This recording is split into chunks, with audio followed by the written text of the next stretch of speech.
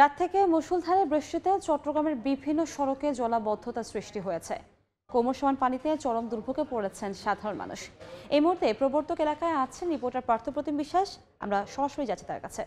পার্থ, বৃষ্টি হলেই বন্দরনগরী চট্টগ্রাম পানির নিচে তলিয়ে যাবে, সেটি জানানো এখন অনেকটাই স্বাভাবিক ঘটনা হয়ে দাঁড়িয়েছে। গতকাল রাত থেকে আজকে সকাল পর্যন্ত মুষলধারে বর্ষণে নগরীর বিভিন্ন নিচু এলাকা থেকে শুরু করে অলিগলি কিন্তু পানির নিচে তলিয়ে গেছে। আমরা এখন আছি নগরীর প্রবর্তক মোড় এলাকায়। এটি একটি গুরুত্বপূর্ণ সড়ক। আপনারা দেখছেন এই সড়কটি কিন্তু পুরোপুরি এখন জলাবদ্ধতা সৃষ্টি হয়েছে এবং এই এলাকায় যারা সাধারণ মানুষজন চলাচল করছে বা যারা ডাক্তারের কাছে আসছেন, যেহেতু চট্টগ্রাম মেডিকেল কলেজ পাশে বিভিন্ন বেসরকারি হাসপাতালে রয়েছে, সাধারণ মানুষকে কিন্তু চরম ভোগান্তিতে পড়তে হচ্ছে। বিশেষ করে যারা গাড়ি চালক রয়েছে, রিক্সা চালক রয়েছে, তাদেরকে পানির মধ্য দিয়ে কিন্তু রিক্সা চালনা করতে হচ্ছে। এবং আমরা দেখেছি শুধু নগরীর প্রবর্তক এলাকা নয়, অন্যান্য যে নিচু এলাকাগুলো রয়েছে, বিশেষ করে চকবাজার, কাপাসগোলা, বাদুরতলা থেকে শুরু করে আগ্রাবাদ, সব জায়গায় বিস্তীর্ণ এলাকা কিন্তু আজকে চট্টগ্রাম পানির নিচে তলিয়ে গেছে এবং জলাবদ্ধতা সৃষ্টি হয়েছে। এবং এই জলাবদ্ধতার কারণে নগরবাসীকে চরম দুর্ভোগ পোহাতে হচ্ছে। আসলে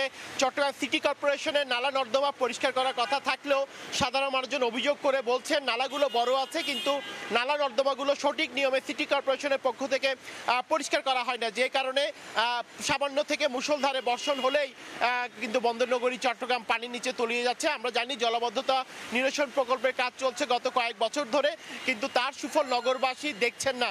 আসলে কখন এই জলাবদ্ধতার হাত থেকে নগরবাসীর পরিত্রাণ মিলবে, সেটি এখন সবার প্রশ্নের বিষয়। এবং আজকে সকাল থেকে যেটি আমরা দেখছি 112 মিলিমিটার বৃষ্টি হয়েছে সকাল 9টা পর্যন্ত গত 24 ঘন্টায়।